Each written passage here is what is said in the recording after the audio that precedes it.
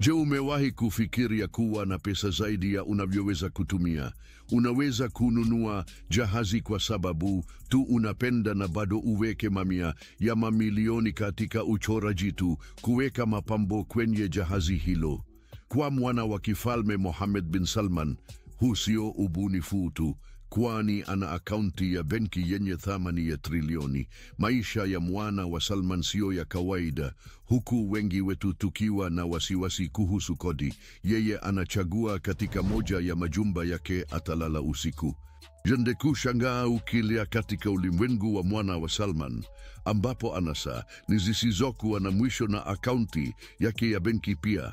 Matindo wa kifahari Mohammed bin Salman wa Saudia anafurahia maisha yenye utajiri na anasa, akionyesha fahari ya familia ya kifalme ya Saudia.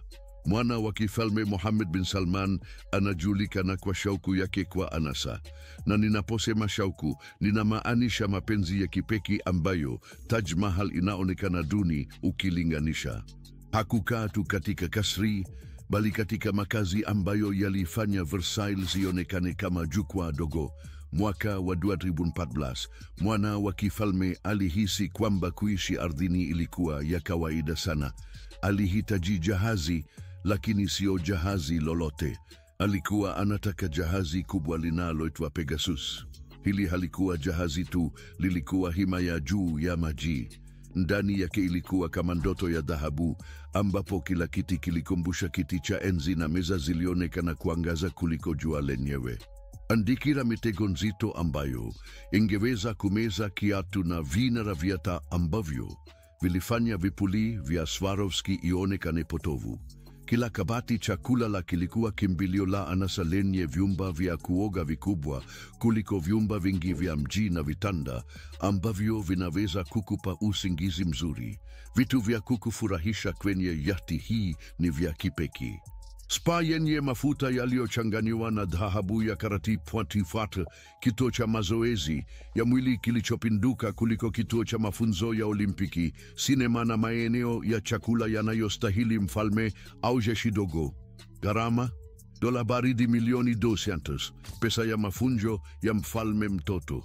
Kuendeleza Pegasus pia ilikuwa kazi kubwa, ikihitaji mamilioni kila mwaka kuhakikisha kila kitu kipo katika hali nzuri na kufanya kazi vizuri.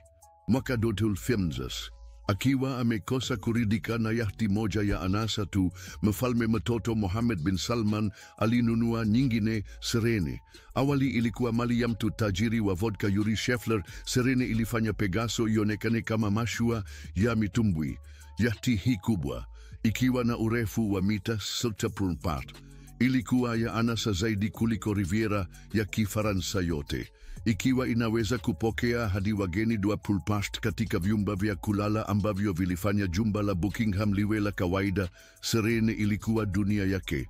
Vitu vya kukufurahisha vilijumuisha spa iliyorejesha uhai kwa wageni, kituo cha mazoezi, sinema yenye skrini inayoweza kuonekana kutoka angani, ndege ya helikopta kwenye bodi na hata chini ya majukwaa, safari za kichini. Taa za Serene zilifanana na hoteli ya nyota 5 na mabwawa makubwa ya kutosha kwa mashindano, jacuzzi yenye povu zinazoeleza sifa njema na maeneo ya kula yenye maoni ya kuvutia. Bei kwa Serene, dola milioni pesa ntipansi zisitoshe. Hiyo ni ya kutosha kununua kisiwa kidogo au kufadhili programu ya anga, lakini kwa mfalme mtoto ilikuwa tu mchezo mwingine. Mwaka 2016, hizo vyombo vyote viwili vilipitia ukarabati mkubwa huko Uholanzi. Hizi hazikuwa tu maboresho madogo, zilikuwa huduma kamili ambazo hata marekebisho matata zaidi yalionekana tu kama vitu vidogo. Vyombo viliondoka kwenye shimo lilionekana kama vito vya taji. Vimeandaliwa kusafiri kwa anasa kipekee kwenye bahari. Hata hivyo, Prince Mohammed bin Salman pia alifanya athari kubwa katika ulimwengu wa sanaa kwa kupata kwa dola za Marekani milioni. Patrocinium mwaka wa 2011, kazi ya Leonardo da Vinci inayoitwa Salvator Mundi, ambayo inaonyesha Yesu Kristo kama mwokozi wa dunia na kuwa moja ya kazi za sanaa ghali zaidi kuwahi kuuzwa. Utambulisho wa mnunuzi ulikuwa siri. lakini baadaye ilifunuliwa kuwa Prince Saudi bin Salman mwenyewe kwa kushirikiana na bilionia wa Urusi Dmitry Rybolovlev, mpenzi wa utu ujunifu, akifanya kazi kama mpatanishi kwa niaba ya Prince Salman. Michezo ilikuwa mikubwa na ushindani mkali, hasa na mali ya mfalme wa Qatar walioamua kudai kazi ya kipekee kwa wenyewe. Kuna mawazo mengi kuhusu uhalali wa uchoraji wa Da Vinci na alipo sasa.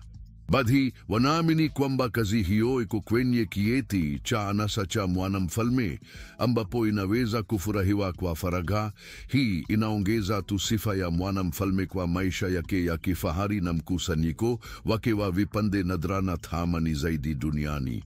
Zaidi ya hayo, kwa kustaajabisha kila mtu, Prince Mohammed bin Salman alinunua kwa dola milioni 30 Chateau Louis XIV, akiona moja ya ununuzi wa mali ya kushangaza zaidi hadi wakati huo. Iko Louveciennes, Ufaransa. Mali hii ya anasa inaonekana kama iliyotoka moja kwa moja katika karne ya 17, lakini inajumuisha teknolojia ya hivi karibuni kabisa. Chateau Louis XIV inashughulikia zaidi ya ekari 50,000 na inadhihirisha upendo wa Prince kwa anasa na ubadhirifu.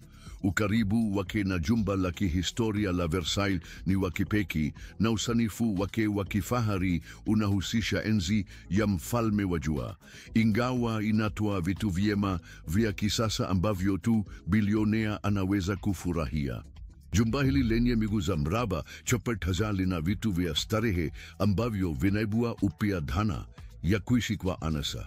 Ina pishi inayoweza kuhifadhi chupa, tinjar, sinema ya faragha na si moja bali mbili, ukumbi mkubwa wa densi, milango na vifaa vimefunikwa kwa dhahabu, na bwawa la ndani lenye paa linalofanana na mvua linaongeza kugusa kawaida kwenye eneo.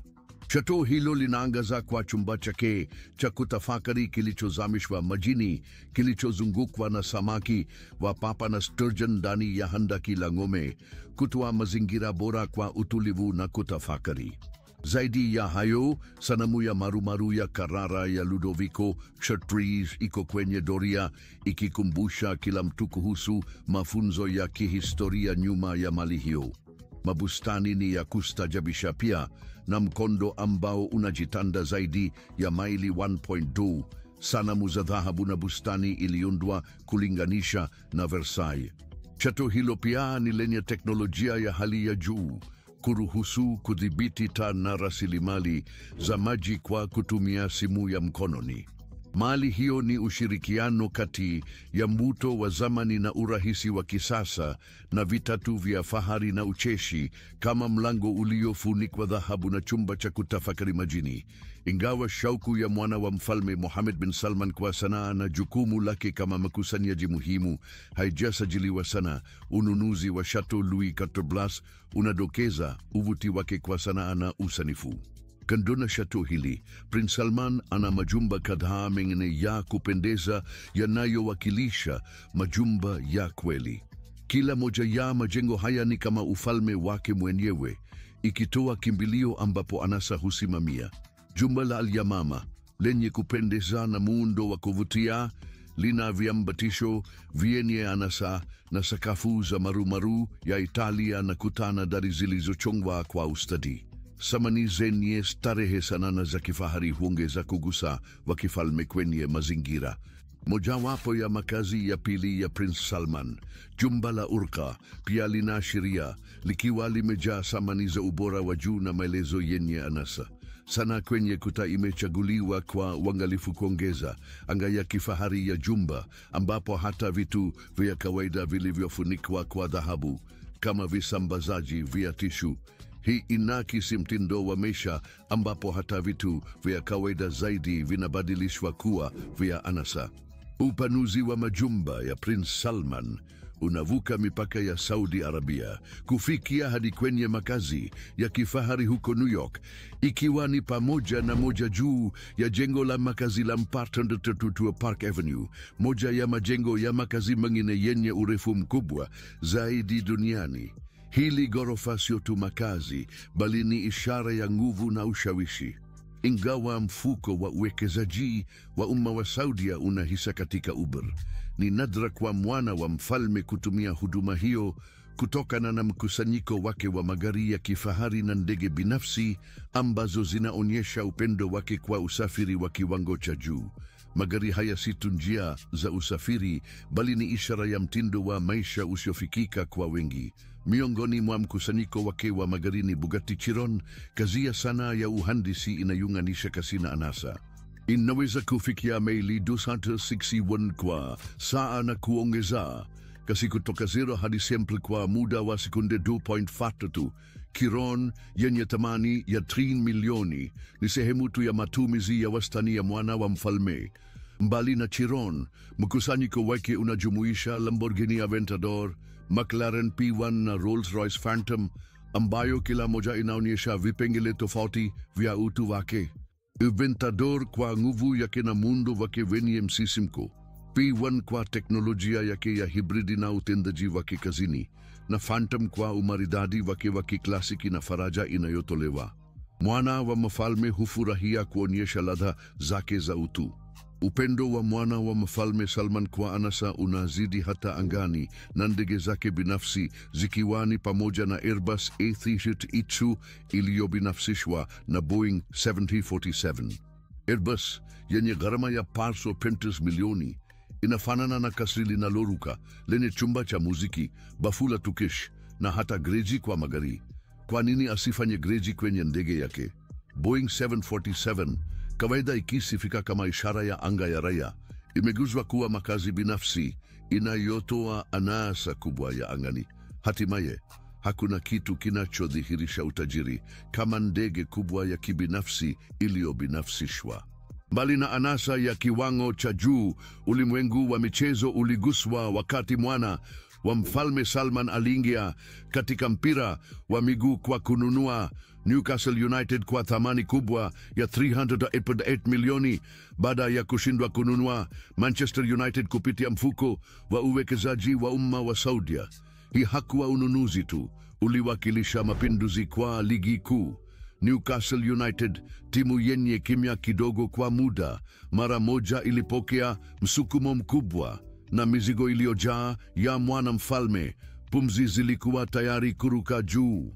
Mwaka wa 2022 walianza kuonyesha ustawi wao mapya, na kila mtu alikuwa akispekula juu ya uwezo wao.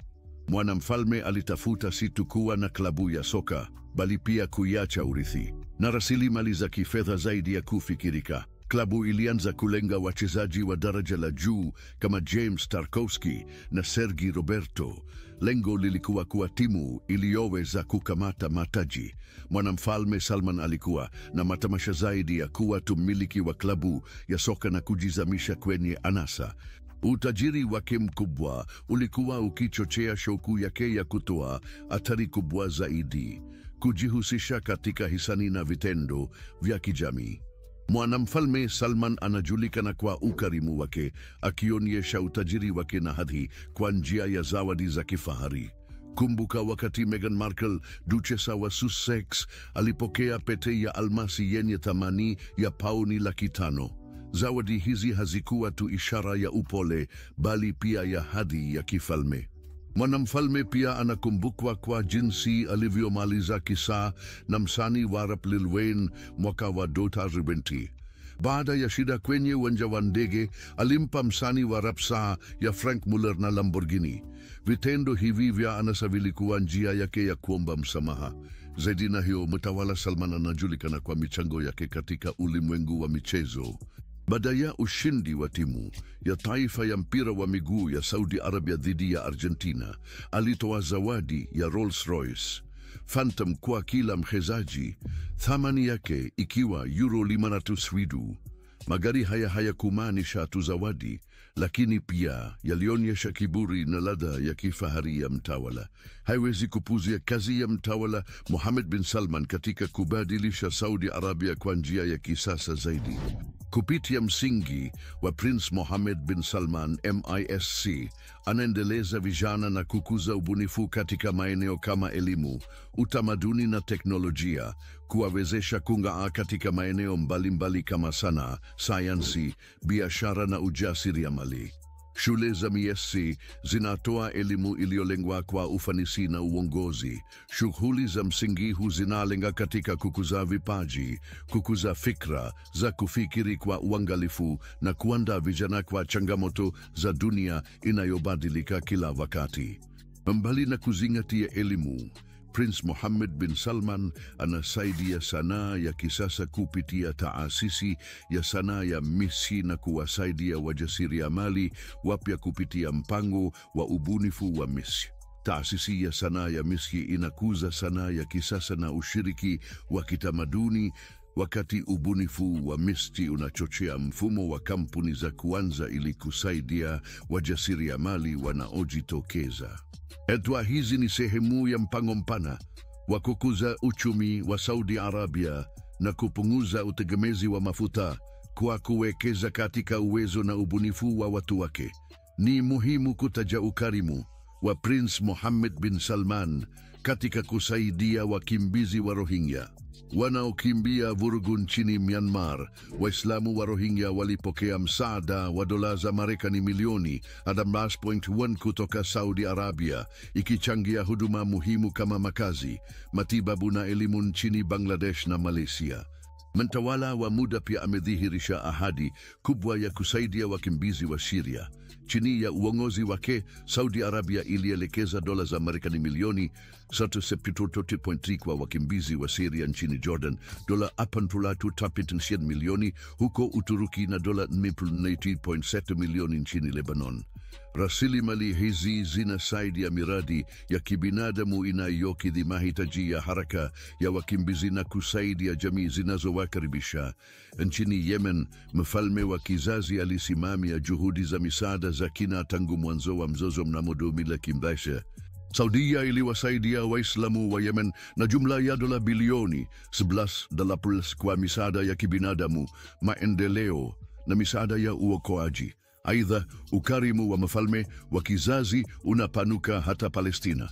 Tangu mwaka 2000, Saudia imechangia zaidi ya dola bilioni 5.5 katika misaada ya kibinadamu, maendeleo na filamu, ikionyesha msaada mkubwa kwa kadhia ya Kipalestina.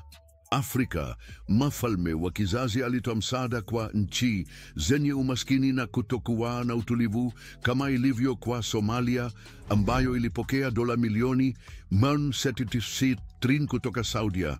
Moja ya hatua za kibinadamu muhimu zilizochukuliwa na mfalme ilikuwa kutoa milioni 3 za rials kwa taasisi mbalimbali za hisani kote nchini. Kiwango hicho kikubwa kilituma kwa uangalifu kufikia makundi yenye mahitaji zaidi na walio hatarini katika jamii, kutoa msaada wa kifedha na matumaini. Mfano mwingine wa huruma yake ilikuwa kutoa milioni 13 za rials kwa kusafisha deni la wafungwa zaidi ya 500,000 wasio na uwezo.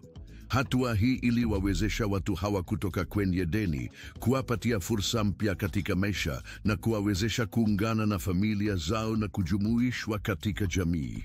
Familia ya kifalme ya Saudia ina mila ndefu ya kuchangia kwa hisani, ambayo inaendelea na msaada kwa jukwaa la hisani la Irsan. Irsan ni jukwaa la kidijitali ambalo limewabadilishia njia watu wanavyofanya na kugawa michango Saudia.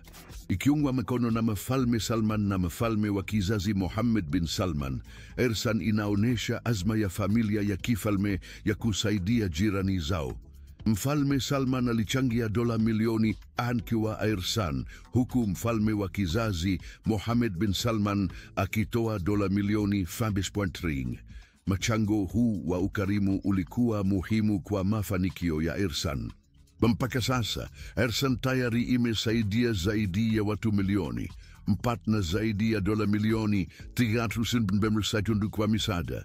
Jukwaa hili linazingatia uwazi na ufanisi, kuhakikisha kwamba michango inawafikia watu wenye mahitaji kama mayatima, wagonjwa, wazee na watu walio katika hali duni. Irsan inawakilisha zaidi ya chombo cha hisani.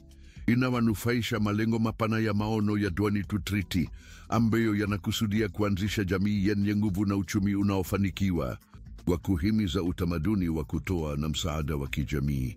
Ersan inahimiza raia na wakazi kuchangia katika maendeleo ya taifa kupitia ukarimu, kuimarisha muundo wa kijamii wa Saudi Arabia. Mwanamfalme Mohammed bin Salman yuko kwenye dhamira kuu ya kukuza ustawi wa watu wake, kama inavyothibitishwa na programu ya kijamii ya Sanad Mohammed bin Salman. Programu hii inaenda zaidi ya hisani, ikiwa ni mfumo wa msaada muhimu kwa wengi nchini Saudi Arabia. Inawanufaisha makundi mbalimbali kama mashirika ya hisani ya wanawake, taasisi zilizolenga watu wenye ulemavu, mashirika ya kupambana na saratani na huduma kwa wazi. Aidha, Mwanamfalme Mohammed ameongoza mageuzi mengi ya kijamii ambayo yamesababisha mabadiliko makubwa katika jamii ya Saudi Arabia. Moja ya mifano inayojulikana ni agizo lililoruhusu wanawake kuendesha, hatua muhimu ambayo iliondoa vizuizi vya muda mrefu na kusimama kama ishara ya enzi mapya ya kuwapa wanawake uwezo katika nchi hii. Mkakati huu ni sehemu ya ajenda pana ya kukuza haki za wanawake na ushiriki wao katika soko la ajira, kwa kuzingatia malengo ya maono ya 2030 ya kuongeza ushirikishwaji wa kiuchumi wa wanawake. Kwa upande mwingine, mabadiliko ya kitamaduni yanaendelea kwa kufanyika kwa matukio zaidi ya burudani na tamaduni, kama vile maonyesho ya wasanii wa kimataifa na kufunguliwa upya kwa sinema za umma baada ya miongo ya marufuku. Matukio haya sio tu kero za juju, yanawakilisha jitihada za kimkakati za kukuza tamaduni tajiri na kuanza misingi ya tasnia ya utalii yenye mafanikio. Yote haya yalitimizwa kwa msaada wa juhudi za mwana wa Mfalme Salman. Aidha, uundaji wa mamlaka ya burudani ya kijumla chini ya uongozi wa mwana wa Mfalme Mohammed ulicheza jukumu muhimu katika kukuza burudani hii na kuboresha ubora wa maisha ya Wasaudia. Lengo la mamlaka ya kukuza burudani linazingatia na maono ya mwanamfalme huyo wa kuinua viwango vya maisha ya watu wa Saudia na kuijenga nchi kuwa marudio ya burudani na ubunifu. Mabadiliko haya katika jamii sio tu yanawanufaisha raia wa Saudia, bali pia yanaboresha taswira ya kimataifa ya nchi hiyo. Kwa kutetea jamii yenye wazi na yenye nguvu, mwana wa mfalme Mohammed anaonesha ulimwengu kwamba Saudi Arabia inakubali mabadiliko na kisasa. Mageuzi yanayotekelezwa na mwanamfalme pia yamekuwa katika sekta ya michezo, ambapo Saudi Arabia imekuwa mwenyeji wa matukio makubwa ya kimataifa kama mashindano ya Grand Prix ya Formula 1 na mbio za rally ya Dakar. Matukio haya sio tu yameitangaza ufalme katika ulimwengu wa michezo, bali yamesaidia kuhamasisha mtindo wa maisha wenye shughuli zaidi miongoni mwa Wasaudia kwa ujumla. Juhudi za Mohammed bin Salman na mabadiliko ya kijamii yanathibitisha ahadi yake kwa ustawi na matarajio ya watu wake, huku ikichochea mabadiliko ambayo yanarekebisha Saudi Arabia katika karne ya 21. Mohammed bin Salman bila shaka anashikilia nguvu kubwa na ushawishi katika uga wa fedha.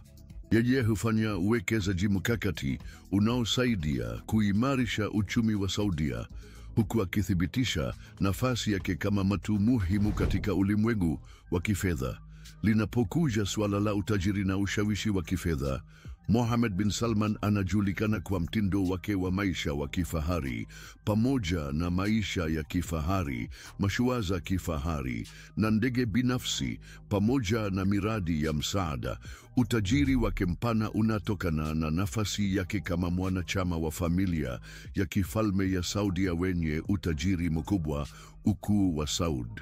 Utajiri mkuu wa familia hii una chimbuko hasa katika hazina tele za mafuta ya Saudi Arabia zilizogunduliwa miaka ya 1930 na kuibadilisha kwa kiasi kikubwa uchumi wa taifa, kukiwa na tajiriba kina cha jamii ya kifalme ya Saudi.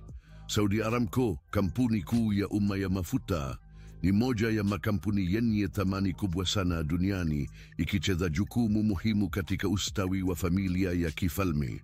Mwaka wa 2019, Saudi Aramco ilihesabiwa kuwa na thamani ya $2 trilioni, ikitambuliwa kuwa kampuni yenye thamani na faida kubwa zaidi duniani.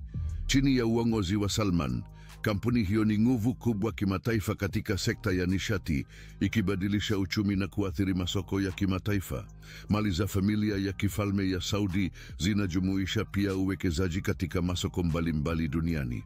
Mfalme Mohammed anaongoza mfuko wa uwekezaji wa umma PIF wa Saudi Arabia, ambao umefanya uwekezaji katika sekta mbalimbali kama vile teknolojia, mali isiyohamishika na burudani. Mkakati huu unaopimwa wa uwekezaji umechangia sana katika ongezeko la utajiri wake. Saudi Arabia imeibuka kama mwekezaji muhimu katika uwanja wa michezo duniani, ikifanya uwekezaji wa mabilioni ya dola katika mikataba iliyosifika. Mamlaka zinasema kuwa uwekezaji huu unalenga kudiversifisha uchumi wa nchi, kupunguza kutegemea kwake kwa mafuta.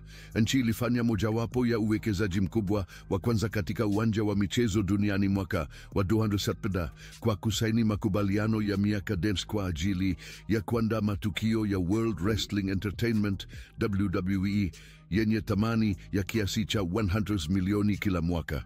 Tangu wakati huo, imekuwa ikitumia kwa kiwango kikubwa katika kuandaa mashindano ya ngumi, tenisi, mbio za farasi na Formula 1.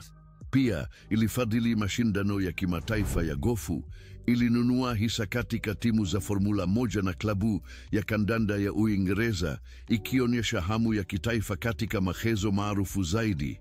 Uwekezaji huo unasimamiwa kupitia mfuko wa uwekezaji wa umma wa nchi wa dola bilioni na $750 PIF, moja wa mifuko ya dola nyingi zaidi ya serikali duniani. Kuna shuhudi wa manunuzi muhimu kama vile la Live Golf kwa ushirikiano na PGA Tour. Katika majira ya joto ya 2023, Saudi Arabia chini ya uongozi wa Mohammed bin Salman ilipata umaarufu katika ulimwengu wa michezo kutokana na uwekezaji mkubwa katika soka. Kikundi cha nyota wanaolipwa vizuri sana katika soka walijiunga na ligi ya kulipwa ya Saudi SPL, kuvutia macho ya kimataifa. Usajili wa Cristiano Ronaldo kutoka Manchester United kwenda Al Nassr kwa $600 milioni mwezi Januari 2023 uliweka kiwango. Wachezaji wengine mashuhuri walifuata njia hiyo wakati wa majira ya joto, ikiwa ni pamoja na mshindi wa tuzo ya dhahabu ya 2022 Karim Benzema na N'Golo Kante, ambao walichukuliwa pamoja na kwa karibu $500 milioni na Al Ittihad, timu iliyo makao yake makuu Jeddah, pamoja na nyota wa Brazil Neymar. Lionel Messi, mmoja wa wachezaji hodari wakubwa wa wakati wote, alisaini mkataba wa miaka 3 wenye thamani ya $26 milioni kukuza utalii nchini Saudi Arabia kwenye jukwaa za vyombo vya habari vya kijamii. Usajili huu wa athari kubwa uliwezekana kwa sababu ya uanzishwaji wa mradi wa uwekezaji na kuuza ubinafsi wa vilabu vya michezo na Mohammed bin Salman. Uanzishaji huu ulihusisha mfuko wa uwekezaji wa umma PIF wa Saudi Arabia kununua mali ya vilabu vinne vya SPL: Al Ahly, Al Ittihad, Al Hilal na Al Nassr. Vilabu vilianza kupata msaada wa kifedha kutoka kwa mfuko wenye thamani ya takriban dola bilioni 400 kwa mali. Mjomba Salman hajizui tu kwa vilabu vya soka, bali pia yuko mstari wa mbele katika ulimwengu wa kidijitali, hasa katika tasnia ya michezo ya elektroniki ambayo imejaa ubunifu na uwezo.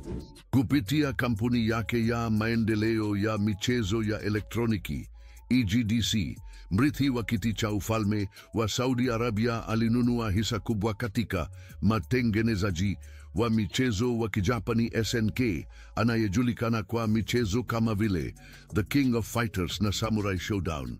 Hatua hiyo ilikuwa si tu burudani ya mtu mwenye utajiri, bali pia ni hatua ya kimkakati kuelekea soko linaloongezeka la michezo na esports. Kwa sasa, SNK inadhibitiwa karibu kabisa na kampuni ya mjomba, ikimaanisha hatua mpya kwa mtengenezaji maarufu wa michezo. Kukumbatia kwa Principe Salman kwa tasnia ya michezo hawishi hapo tu. Kampuni yake imefanya uwekezaji mkubwa katika makampuni makubwa katika sekta hiyo kama Activision Blizzard na Nexon kufikia zaidi ya dola milioni 430.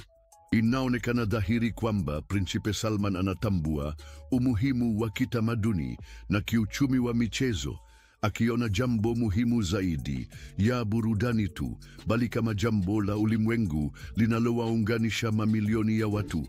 Kwa kuwekeza katika soko hili, anajitokeza kama mtu muhimu kwa ajili ya maendeleo yake ya baadaye.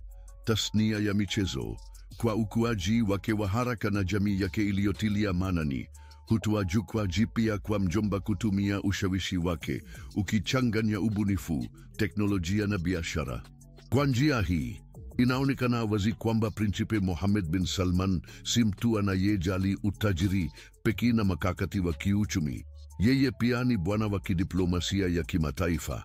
Kama mrithi wa kiti cha ufalme wa Saudi Arabia, athari yake katika jukwaa la kimataifa imekuwa kubwa kama mabadiliko yake ya ndani, kila mkono ulioshikwa na ushirikiano ukifuatiliwa kwa makini na dunia.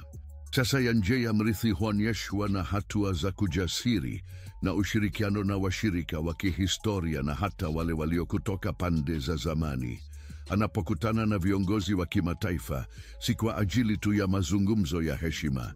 Yeye anafanya maamuzi ya kimkakati na kuungana na watu tofauti, pamoja na watu kama vile Jeff Bezos na Mark Zuckerberg, hadi viongozi kama rais wa zamani Trump na Putin, kuhakikisha kwamba Saudi Arabia inaendelea kuwa na ushawishi na nguvu.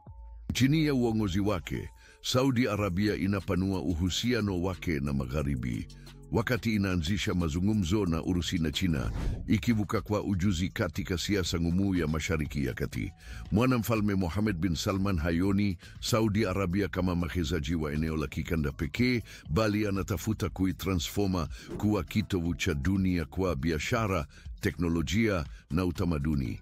Mtazamo wa mwanamfalme Mohammed bin Salman unakwenda mbali katika siku za usoni na mradi mkuu wa NEOM uliozinduliwa mwaka 2016. NEOM si tu mji wa kawaida, bali ni wazo la kipekee linalopendekeza njia mpya ya kuishi. Imepangwa kufunika kilomita 3 katika eneo la NEOM, Saudi Arabia. Eneo hilo ni upande wa kaskazini wa Bahari Nyekundu, mashariki mwa Misri, upande mwingine wa Ghuba ya Aqaba na kusini mwa Jordan. Mji wa baadaye unalenga kukaribisha watu milioni 70 katika majengo ya ghorofa lenye urefu wa mita 500. Mradi huu unakadiriwa kuwa wa ajabu, ukitathminiwa kwa trilioni, kufanya kuwa ujenzi usio na kifani na kitu kisichokuwa na mfano. Hata hivyo, NEOM mstari wanakusudia kuwa zaidi ya mji. Itakuwa vituo vya uvumbuzi ambapo teknolojia, uendelevu na ubunifu uliogazetiwa kwa binadamu vinakutana, wakiwaza ulimwengu unaoendeshwa na nishati mbadala, magari yasiyo ya kiotomatiki na miundo mbinu ya juu, kufanya miji ya jadi kuwa zikiwa ni ya zamani. Lengo lake ni kuwavutia akili bora kukabiliana na changamoto za baadaye. Ingawa utajiri mkubwa wa mwanamfalme Salman unavutia, jukumu lake kama kiongozi wa mageuzi nchini Saudi Arabia huwapa uelewa wa kina juu yake. Kama mwanzilishi wa mipango ya mwaka 2023, yeye huenda zaidi ya kufafanua tu kama mwanamfalme tajiri. Yeye ni mtazamaji mwenye maono na jukumu la sura ya wakati ujao wa nchi yake. Hizi ni taarifa tulizo nazo kwako kwenye video hii. Ikiwa ulifurahia kuiona na unataka kuchunguza maudhui zaidi ya kusisimua kama hii, tafadhali jisikie huru, bonyeza kwenye moja ya kadi kwenye skrini yako.